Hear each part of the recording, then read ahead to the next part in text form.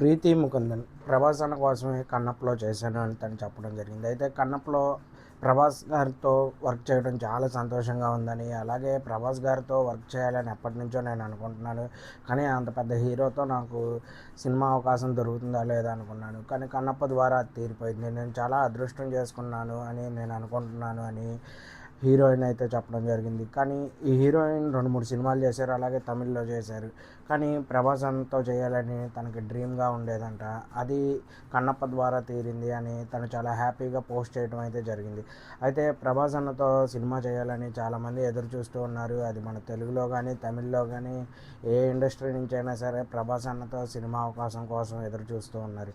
కొంతమంది అది తెలియక చేజార్చుకుంటూ ఉంటారు. వాళ్ళు ఎవరో కూడా మీ అందరికీ తెలుసు. అయితే ఈ హీరోయిన్ మాత్రం చాలా హ్యాపీగా ఫీల్ అయింది. ప్రభాస్ అన్నతో వర్క్ చేయడం చాలా సంతోషంగా ఉందని, తను ఆనందానికి అవధులు లేవని చెప్పుకోవడం అయితే జరిగింది. అయితే ప్రభాస్ అన్న కల్కి మూవీలో దీపికా పదుకొనెని తీసేశారు అని చెప్తున్నారు. ఇది ఎంతవరకు నిజమో కాదో తెలియదు. తెలిస్తే దీని గురించి కూడా వీడియో చేస్తాను. అలా కొత్తగా మన ఛానల్ ఎవరైనా చూస్తుంటే సబ్స్క్రైబ్ చేసుకోండి.